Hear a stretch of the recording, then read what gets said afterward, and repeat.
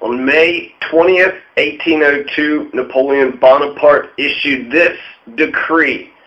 In the name of the French people, Bonaparte, First Council, proclaimed the following decree delivered by the legislative body on 30th Floreal, year X, in accordance with the proposal made by the government on the 27th of the same month, communicated to the tribunate on the same day. Decree, Article 1. In the colonies restored to France in execution of the Treaty of Amiens on the 6th Germinal year X, March 27, 1802, slavery will be maintained in accordance with the law and regulations prior to 1789.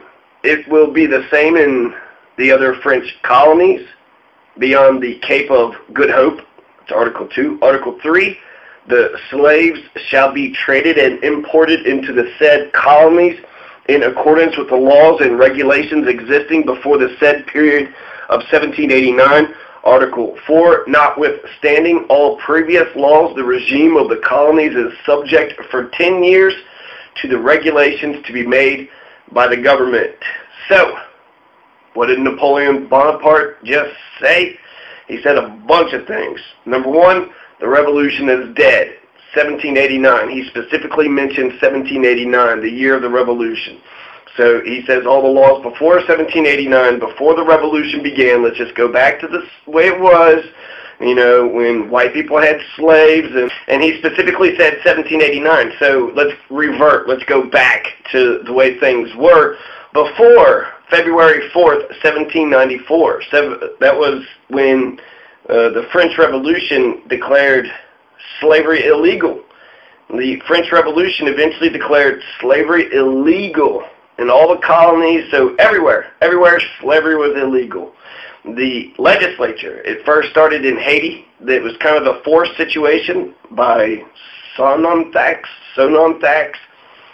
He just had to do it. It was a war measure, so he was kind of like, fuck, you know, my hands are tied, I got to do this. And then that put pressure on the legislature in Paris, and then wham, bam, thank you, ma'am, February 4th, 1794, and that's a good story. I would actually like to expand on that more, but February 4th, 1794, slavery was abolished in France, in the empire, in the imperial empire, in all of her colonies. And so Napoleon is bringing it back, 1802, so it wasn't 8 years. It's only been 8 years since slavery was declared illegal, and unfortunately, once the people understand that there's this concept called freedom, once you've opened that bottle, that Pandora's box, once you've taken the genie out of the bottle, there's no putting that back in. It's like the red pill or the blue pill. Once you know that being a slave, there's more to life than just being a slave, can you accept it? Can you accept that this is it? That's all that you're going to be, is just somebody else's bitch? If you're not dreaming and doing, then you're living somebody else's dream. That's how you live life. You dream it, you do it. Dream it, do it. Dream it, do it. I don't know any other way. And if you aren't doing that, then you're doing somebody else's dream. Someone else is like, what else do I want that person to do? I know. I want him to build my house. Yes. What if I give you some money? You'll build my house then? Okay. How about you live with me and clean up my house and cook for me? What if I give you some money? Would you do it for some money? So Napoleon specifically said 1789, so before the revolution, and then Napoleon said that for 10 years his government gets to draw up the regulations. So basically he's saying, okay, slavery isn't abolished. Just kidding. Psych. Everybody, calm down. You get to keep your slaves, okay? In the next 10 years, go with the laws before 1789, but in the next 10 years coming up, I'm going to be coming up with some new regulations and laws, so just everybody calm down, everybody chill out. So there's two periods with the War for Independence for Haitian, the Revolutionary War, the Haitian Revolutionary War. In between 1791 and 1804 is the traditional dates. It's about 12, 13 years.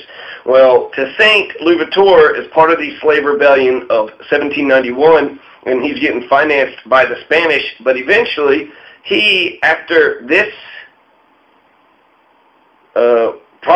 Emancipation Proclamation is issued in 1794, that brings him back. He comes back to that.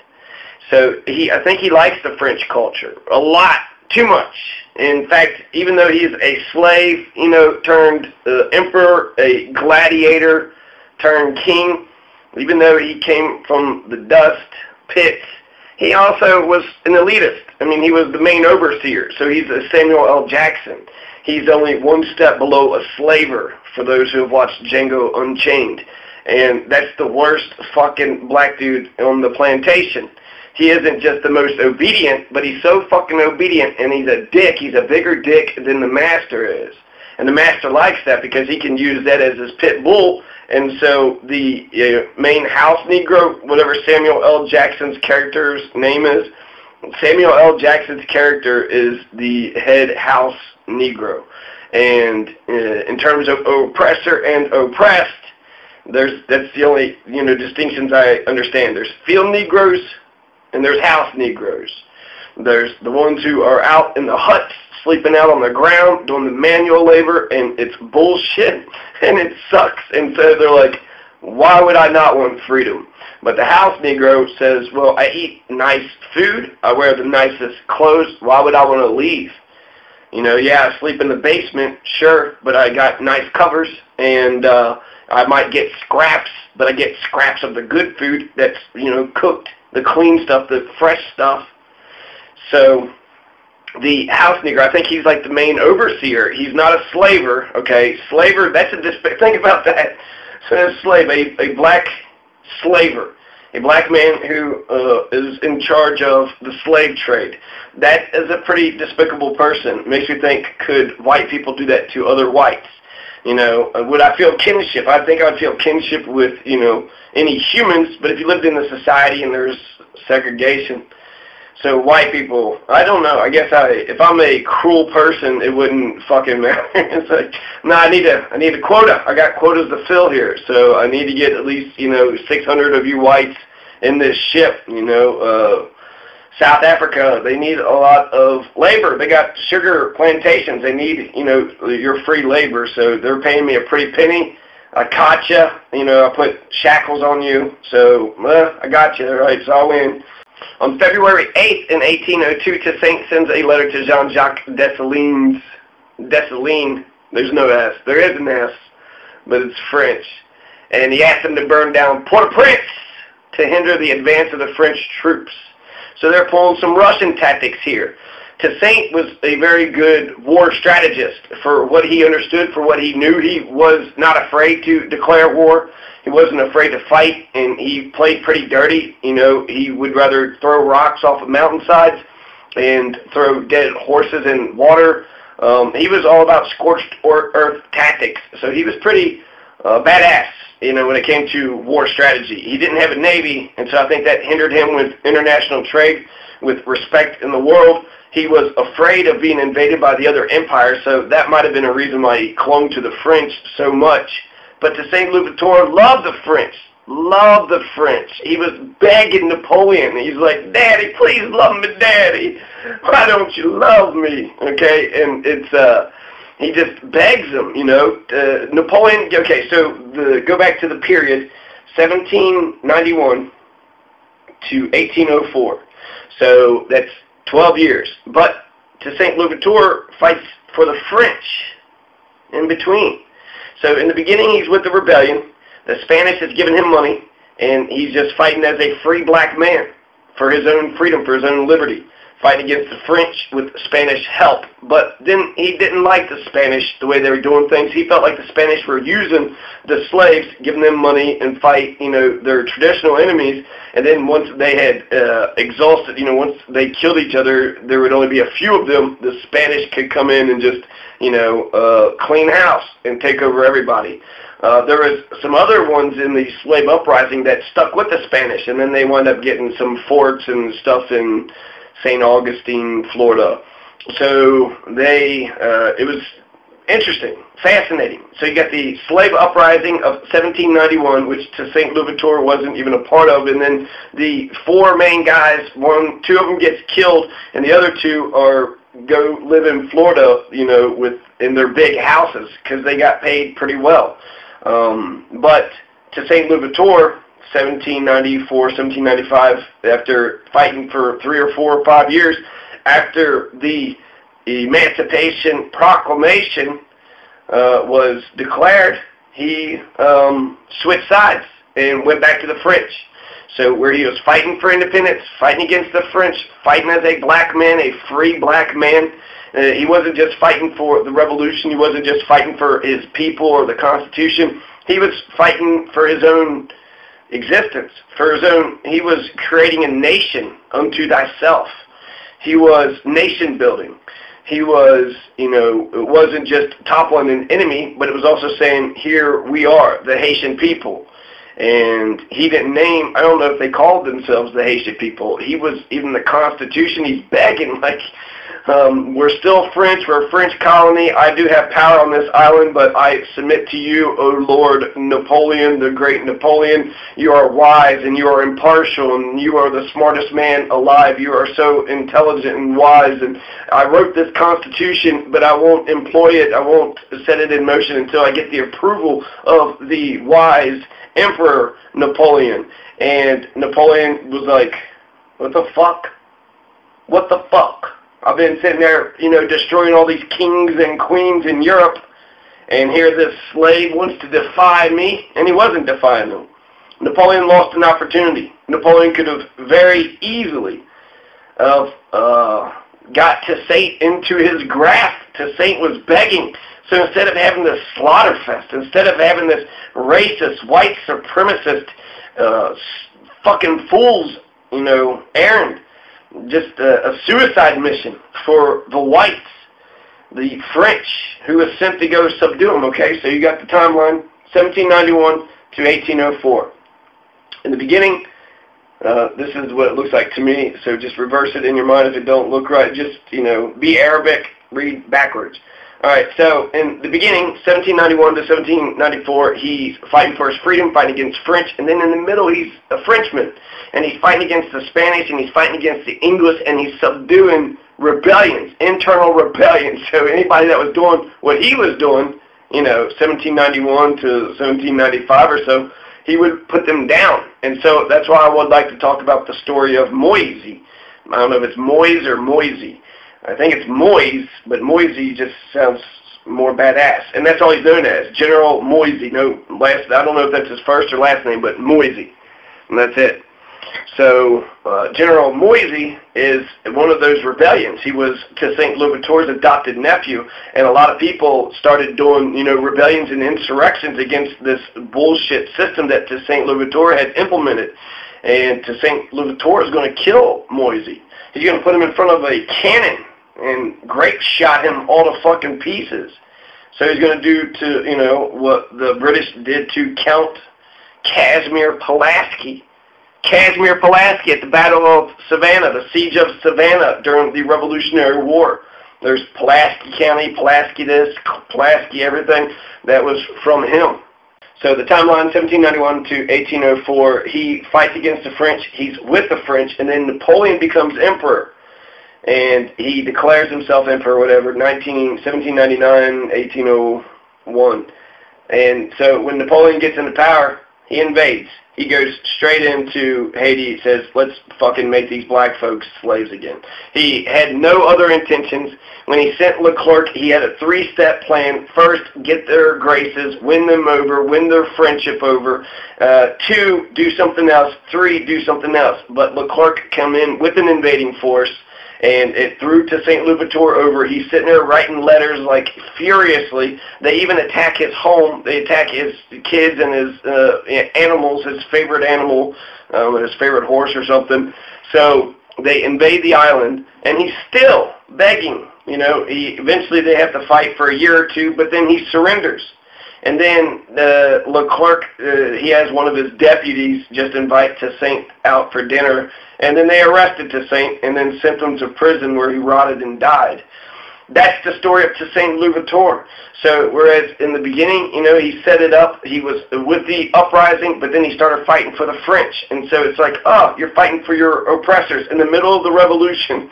It would be like in the middle of the American Revolution if all of a sudden George Washington just started fighting for the British. It was like, wait a second, what? I thought we were fighting for independence and free. What are you doing? I don't understand.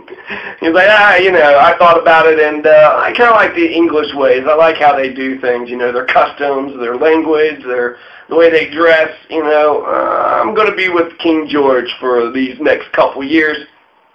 And then later he comes to his senses and realizes that, King George is a monarch. He's an oppressive piece of shit, and says, well, all right, the rebellion's back on, everybody. So when Leclerc was, so Napoleon's emperor, he declares himself emperor. Now we're at the Second War of Independence, the second part. There's the uprising, and then there's this other War of Independence. I think the reason why he fought for the French, to give Toussaint Louverture some credit, is because he liked the French culture, one, but the other issue is a militarily strategic, tactic. He was afraid that, the Spanish or the British or the United States or any of these other countries and continents, these other imperialist powers, once he wasn't under the French banner, they would come in and try to take over his island. Why did he think that? Well, because that's what they were doing the whole time. The Spanish is still there, right? They was on the eastern part of the island, and then the Spanish is on the eastern part of the island, and the English were invading, and the Americans, the Americans are trying to stay out of it, keep neutral, but they want to keep on doing business with their neighbors, to the south. So he was essentially wanting to have the French flag in order to prevent the other empires from invading him. So I think he liked the protection of the mother country. And but that's unfortunate. That's sad. I don't like that part of the Haitian Revolution. Okay, so I'm going to hurry up and finish this. Basically, this is just the letter. This is the letter, the issuance of reestablishing slavery, the decree. So it's just a letter that Napoleon told everybody. Leclerc had just invaded Haiti, tried to take over the slaves, right? The rebelling slaves, or the black aristocracy, the black government. They had established their own government, and so now they were going to get conquered and get put back into slavery. Even if you conquered Russia, would Napoleon have made slaves out of the Russians? I don't know. This just all sounds so stupid to me. So Leclerc goes to the island, and he had a three-step plan. First, it was to get in good with them, and then, slowly warm up to them, and then, bam, just, drop slavery on them like a ton of bricks. But as soon as Leclerc got to the island, he's just taking this town, that town. He's just taking over towns all over the place, and even attacks Toussaint's place. And then it was on, right? Like Donkey Kong, the Battle of Crête-à-Perros happened from March 4th to the March 24th. That was the first battle that the Haitians actually warranted a resistance. They had lost the battle, but there was a lot of French losses, so they were good fighters. They were, they were good at war. That happened in March 1802, and then April, you had the French general Antoine Richepanthe, Rich Pants, looks like Rich Pants. He goes to Guadeloupe, and when he gets to Guadeloupe, he it was, same deal. Same deal with Leclerc. Take over Haiti, re-enslave, the black folks. And General Rich Pants did it. He went to Guadeloupe, conquered the government there, put the blacks back into slavery. So that happened May 28th. Napoleon issues a decree reestablishing slavery in the French colonies on May 20th. And then on May 28th, 8 days later, General Rich Pants does it. So here you have Leclerc, who's doing this sort of secret game where he's just saying that, he is coming up with all these different charges and this. I don't understand the letter writing. It seems so fucking clear that the French are full of shit. But Toussaint was just holding on, just, please, Daddy, love me, Daddy, love me. You know, and that probably was a big shock to him, right? Thinking that the French was all this great thing, Napoleon's this great person, but really Napoleon didn't give a fuck. He's like, I don't care if I injure you a million fucking times. You're going to be my fucking slave. I'm not going to hear your cries. I'm not going to hear your logic. I'm not going to listen to your wisdom. If Napoleon would have kept Haiti as a colony, he would still have the Louisiana Purchase. He would still have half of the United States. So the French Empire dwindled. It got smaller because of Napoleon. Napoleon killed the revolution, and he killed the French Empire, too. That was just stupid. It was just his racism clouded his judgment. It was, when you read to St. Louverture's letters, it would have been so easy to turn it around and be like, okay, to Saint, yes, you're my son, and I love you, and here's how I'd like for you to do things. And to Saint would have been like, okay, Daddy, whatever you say. He grew up, he was the overseer, he had a white master, probably a French white master, and he probably longed for that French white master again. He liked the order, right? The French master, the bayonet, whatever, bayonet de Baron Bayonet. I don't know who his master was. Once Napoleon issued this decree reestablishing slavery in the French colonies, it's in Guadeloupe, you're going to have this ship that comes over. So now Leclerc is kind of like, what the fuck did you do that for, Napoleon? Now that Rich Pants has reestablished slavery in Guadeloupe, basically my fucking job is fucked here. You know, I'm lying to them. I'm sitting there telling them I'm not going to reestablish slavery. You just reestablished slavery in this neighboring island, which is, you know, the Caribbean islands is where his wife came from, right? Josephine came from Martinique, a plantation, a slave plantation. So I'm sure Napoleon was like, I'll get that island for you, honey. No, you deserve an island, and you get to keep an island, and you get to keep your slaves. So Napoleon goes ahead and reestablishes slavery in the French colonies by decree May 20th, May 28th. Rich Pants restores slavery in Guadeloupe, and it seemed like all is lost. But guess what? In just a week or two, 10 days later, St. Louverture is captured by deceit. They said, you know, they had actually issued a peace. But once he's captured, then everybody's pissed off after that. And there was no way, right? They knew he'd come back to establish slavery. They just captured St. Louverture, you know, who had been running the show for quite some time, who was emblematic of the revolution, him and Moisey. Moisey was probably number 2, but Toussaint killed his number 2. And why did he kill his number 2? To show off for the white planters, to show off to the merchants, to show off to his French generals. Look, I'm killing my own people. And that's the biggest, you know, lesson, actually. I guess I'll end it off with that. I don't want to be too critical of Louverture and Dessalines, not right now, because I am pro-Haitian revolution. Toussaint Louverture wrote the Constitution. He fought the battles. He commanded Haiti. He was a good monarch, right? He ran the colony for quite some time, I assume. I guess, I don't know, but it seemed like they were alive. But it was pretty much slavery. He was re-implementing slavery. They took away the whip, but Dessalines was whipping them with weeds and other shit. So just because they weren't getting whipped no more doesn't, you know, mean it wasn't slavery. It was very much slavery. So he established slavery, but the idea was, well, we're free, but the only way we can maintain our freedom is if we're wealthy. If we have, you know, so the problem with sycophants, the problem with people who kisses their daddy's ass, who have daddy issues, is they are counter-revolutionaries, and they will fucking throw all their own people under the bus while they're trying to make daddy happy. And it's not until the last fucking moment, you know. I think it's Mark Twain that people they would rather not be told that they were deceived. They would rather, you know, nobody wants to know that they were deceived. They never want to hear the truth. So up until the moment when he got captured, I bet St. Louverture was just absolutely shocked, you know, by all of it. He looked at the French like, you know, this air of cultivated, sort of civilized nature, right? They spoke well. They had these customs and these manners, and, you know, they did things a certain way. They wore them big hats with a feather in it.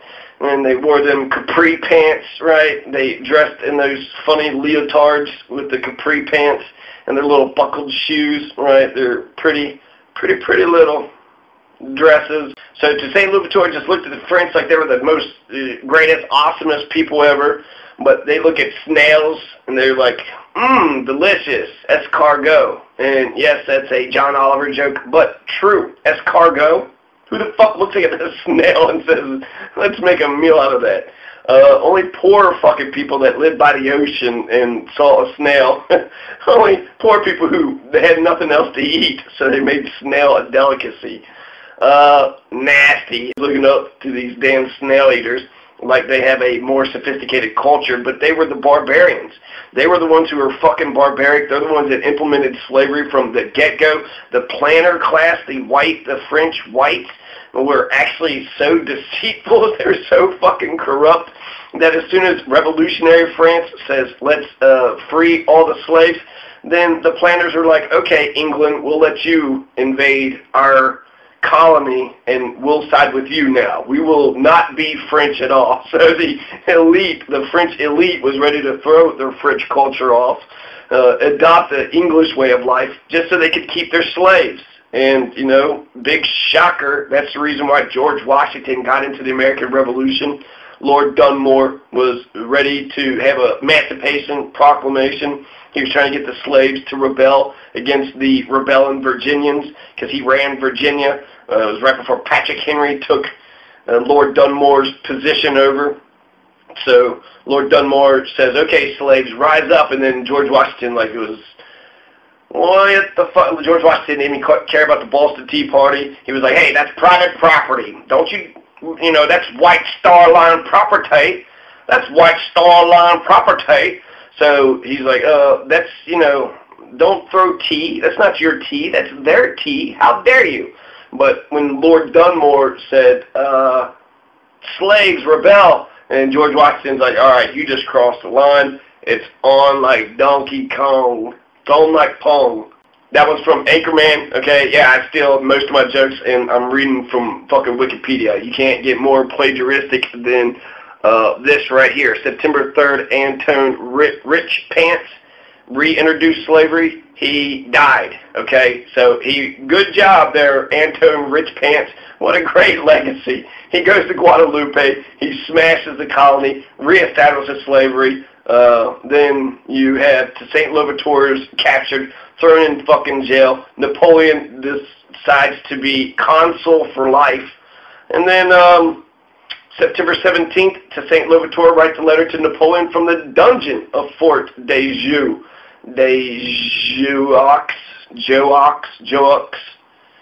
J-O-U-X, Jew, Fort de Joux, right? Charles and Sanite Belair executed by firing squad in Le Cap, October 2nd.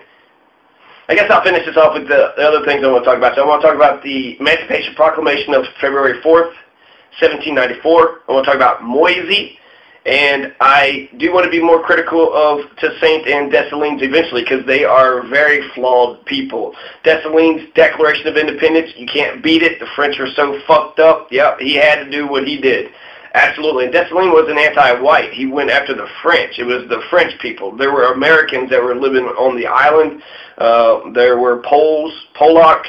There were other whites. It was the French, okay? So he exterminated the French. His Declaration of Independence is like, fuck you French motherfuckers. You all try to come back here. You're not coming back here. We're Haitians now. This is the island of Haiti. We're our own independent nation. You're not coming back here. Don't come back now. You hear? So Dessalines was, you know, pretty fucking barbaric, but he was barbaric to his own people. How many times can you, you know, whip your own people before you turn around and say, well, maybe it's my master. Maybe it's not my slave's fault. Maybe it's my master's fault if you're a middleman.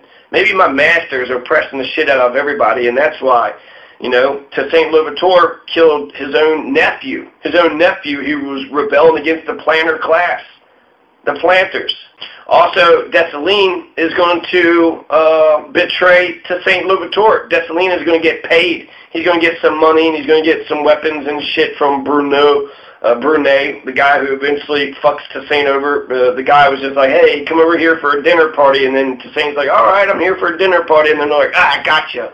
And everybody told him. His sons warned him. Everybody warned Toussaint Louverture, but he was like, no, not Brunet. Brunet is French. He reminds me of my master, and I love him. He would never do that to me.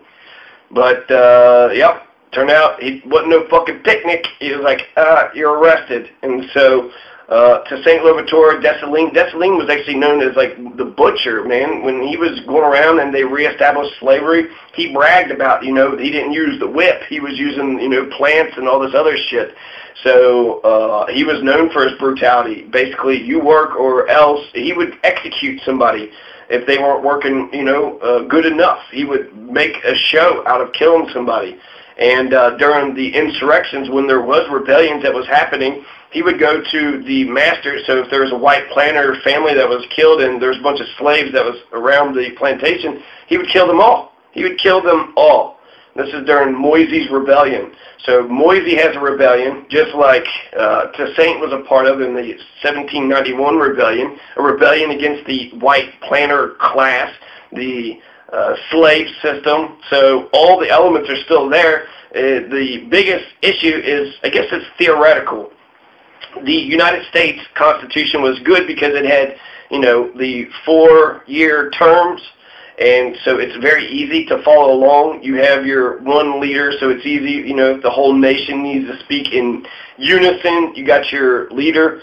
And it was, once the British were thrown off, they come back during, you know, the War of 1812, but it seemed like it was pretty much well established. I guess what I feel like is just that their democracy was better. Haitians weren't ready for democracy. Toussaint wasn't ready for democracy. When it comes to the executive, legislative, judicial branch, Toussaint Louverture wasn't talking about exporting revolutions like Trotsky. He wasn't talking about socialism for one country or socialism for the world. Toussaint Louverture was talking about freedom for his people, but it almost seemed like that was, you know, definitely you're not going to be a slave, because he used to be a slave, but he also used to run a slave plantation, so he had his own slaves. And so he liked having free labor, right? So he was his own slave. He was a slave at one time. He didn't like the brutality and the harsh nature of it, so he just re-implemented slavery without all the harsh, sort of traumatic bullshit. But you can't put people back into slavery without compelling them to do so. So Toussaint Louverture actually cuts the Haitian Revolution in half from 12 years to about 6 years, because he was actually fighting for the French, right? So George Washington, just for in the middle of the American Revolution, was fighting for the British. That's what Toussaint Louverture, I feel like, did. And that's why, you know, his compadres that were being financed by the Spanish during the 1791 uprising were kind of like, what the hell are you doing? There's a power struggle with them, so in a way he was just getting rid of his rivals, which is, you know, I don't know. I want a good, strong, you know, robust conversation, discussion. Yeah, you want, you know, to take the power, just be like Napoleon, just be like, I'm the one in charge. So once you get elected, you got to kind of be like that.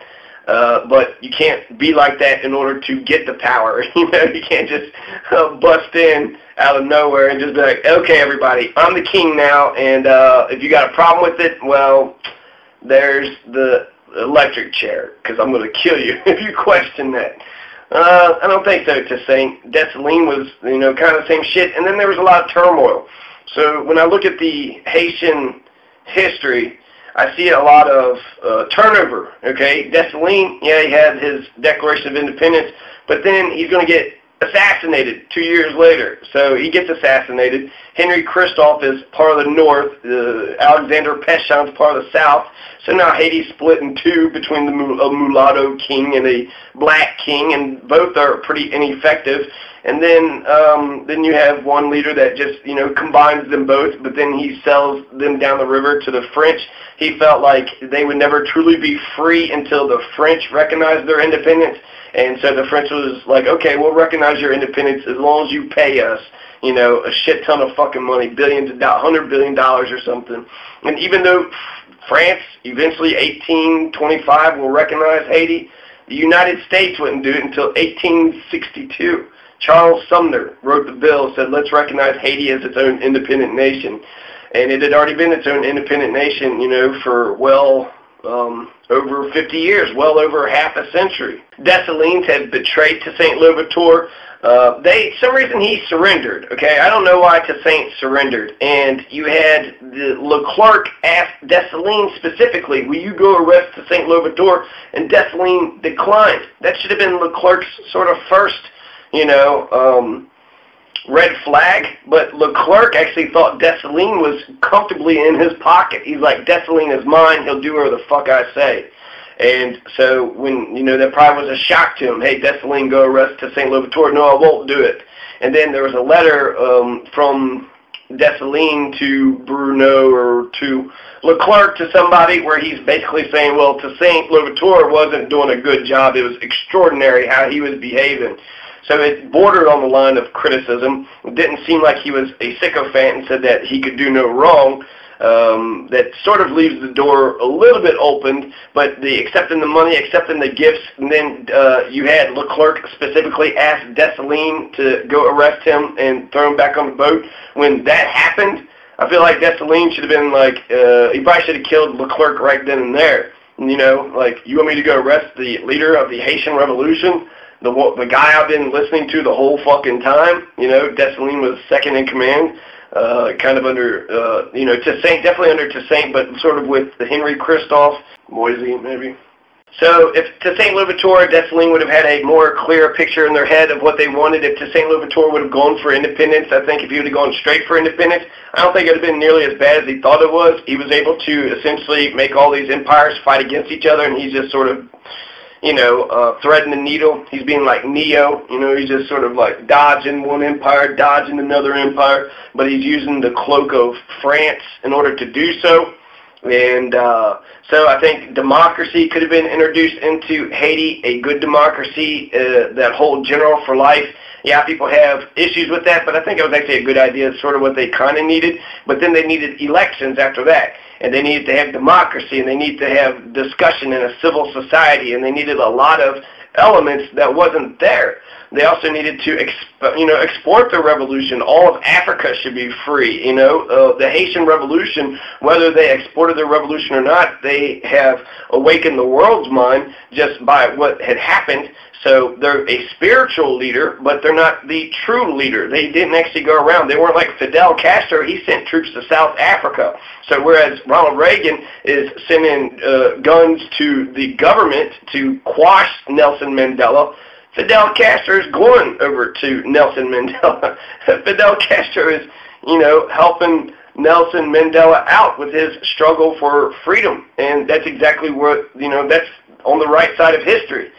So Toussaint could have been doing that, and sometimes a good defense is a strong offense. So if he had a navy and just, took over the Virgin Islands, took over one of the Virgin Islands, and just kind of scared the shit out of everybody, but then just stopped right there, sort of like Otto von Bismarck, right? You just go here, you go there, you declare Germany, this is mine, and then just kind of, hold your breath, right?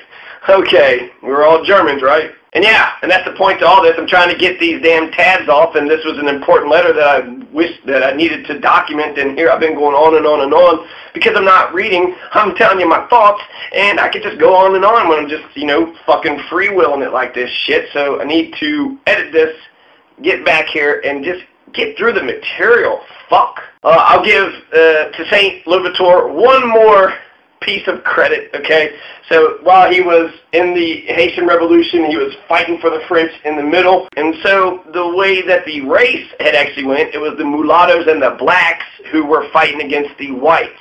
And so even though he was fighting for the French, the planters were fighting with the English. And so he wasn't fighting for the, French planters. He was fighting for the black people and the mulattoes and, maybe some of the planters. But essentially the white planters, the French planters were English. They were getting support from England. And then, Toussaint had to make them happy. When they got back, when there was a peace declared, then he had to make amends with these planter class, and then he wanted to appease them and wanted them to be happy with their situation so they could make money and then, get the economy rolling. And there's a very strong racial element. There is a freedmen's and, a slaver, oppressor aspect to this entire thing. But I think that's why I still think it's totally fucked up. It's fucked up. So the whites, or the blacks and the mulattoes were fighting under the French banner. Why would you ever go back to listening to the white planters? Why would you ever go back to kissing France's ass or allowing, any of Napoleon's fleet to arrive on your island and to fight them back? And they totally come by surprise. How do you not know that? Somebody just shows up right inside your house and they burnt all your furniture and they kidnapped your kid, you know, they probably mean to do you harm, right? But, oh, no, wait, you didn't hear my explanation. Let me write a nice little letter to you, and you'll see how good I am, and you'll just say, you know what, I'm not going to terrorize this man. October 27th, Napoleon, 1802, Napoleon specifically writes a letter to the commandant of Fort de Joux relaying Napoleon's orders regarding the harsh conditions. So Napoleon says, make sure you treat him harshly. Do not treat him nice. Treat him harshly. And he's going to die April of the year afterwards. He didn't want to execute him because he didn't want a martyr on his hands, so he just lived, you know, just starved him to death. And I guess that's better somehow. Is that better? And then November 1802, you're going to have Charles Victor Emmanuel Leclerc is going to die of yellow fever on November 1st on Tortuga. So the commander-in-chief of the white French Napoleon Bonaparte forces is now dead.